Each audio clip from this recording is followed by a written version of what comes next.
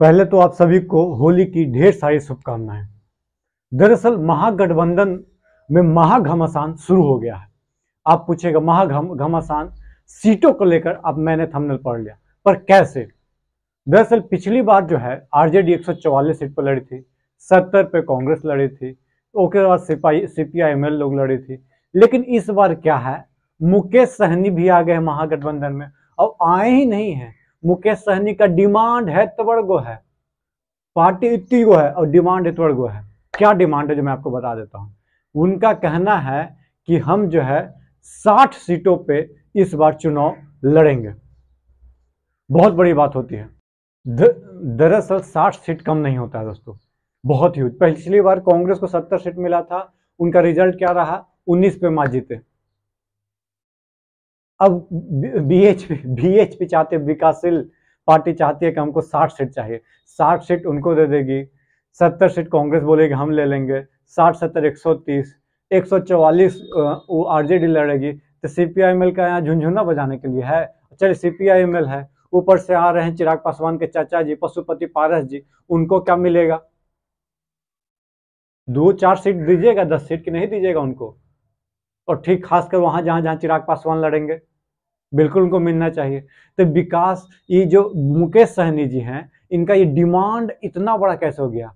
क्योंकि उनको पता है कि भाई साहब ये वोट बैंक जो है ना, इन बिहार में इंपॉर्टेंट है, और ये वोट बैंक एनडीए भी चाहता है, वोट बैंक महागठबंधन भी चाहता है। तो भाई साहब जिसके साइड हम रहेंगे, 3-4 सीट पहले पिछली बार जीत के आए थी, हालांकि सब वो चल गया वहां एनडीए में, लेकिन उसके बाद मैं बात करता हूं।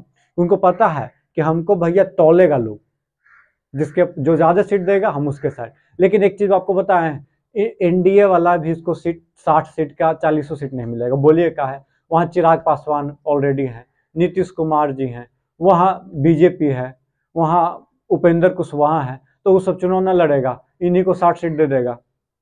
मतलब कि एक एक क्या बोलते हैं, डिमांड भी पता होना चाहिए। चादर उतने फैलाइए जितना थी हो।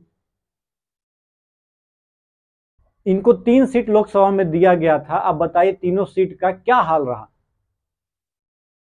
बताए कहा नहीं इनको लेके गया, ले जाया गया था तेजस्वी यादव के द्वारा।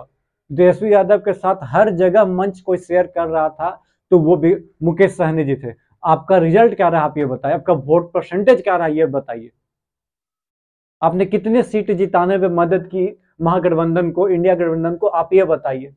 आप डिप्टी सीएम कर कभी डिमांड कर देते हो, कभी 60 सीट की डिमांड करते हो कि 60 में 40 तो जीते जाएंगे। समझ रहे हो? यही क्या नाम है, महाराष्ट्र वाला हाल हो जाएगा। 60 पे लड़े, 40 को सीट तो जीते नहीं। वोट ट्रांसफर हुआ कि नहीं ये भी आप बता दीजिए। वोट भी ट्रांसफर कितना % होगा जो हमको पता ही है। तो आप कैसे भैया कुछ चाहते हैं? उसके हिसाब से जितना लोकसभा सीट मिला आपको, उस तरह से 18-20 को सीट आपको मिलना चाहिए। तो हम तो बोलेंगे 20 सीट यदि आरजेडी इनको देता है, वो भी बहुत बड़ा हो जाएगा। 20 सीट भी विकास क्या बोलते हैं इनके पार्टी के लिए, बीएचपी के लिए पार्टी ज्यादा सीट है, 20 सीट भी ज्यादा है। लिटरली मैं बता रहा हूँ, बोलेगा भाग। हम जानते ना है भाई, इतना दिन से हम भी तो देख रहे हैं, कवर कर रहे हैं, तो पता चलता है कुछ ना कुछ। देखिए ठीक है, क्या बोलते हैं, आप में इच्छा होना चाहिए अपनी पार्टी को विस्तार करने का, पर इतना ज्यादा बड़ा इच्छा भी नहीं कि आप पार्टी को डुबो दो, गठबंधन को डुबो दो और बीजेपी को जिता दो, यदि आप बीजेपी के खिलाफ लड़ रहे हो तो। दूसरी तरफ क्या है, कांग्रेस 70 सीट चाहेगी, आरजेडी चाह रही है कि 70 सीट तो इस बार न देंगे, पिछली बार इन्हीं की वजह से हम हार गए थे, तो हो सकता है कि कांग्रेस का सीट कट जाए। देखते हैं, कांग्रेस का सीट भी उम्मीद है कि कटना चाहिए।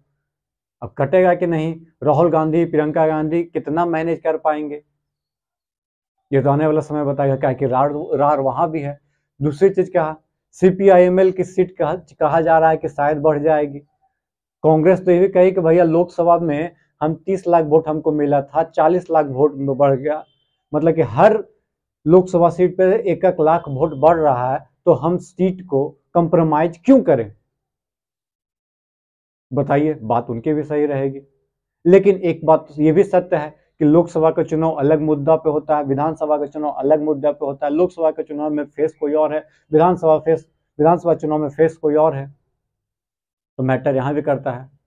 CPI-ML भैया उनका परफॉर्मेंस अच्छा नहीं, बहुत अच्छा था पिछले चुनाव में भी, लोकसभा में भी, चुनाव में भी अच्छा परफॉर्मेंस रहा, तो उनको सीटें बढ़ा देना चाहिए, बिल्कुल सही है, बढ़ जाती है तो।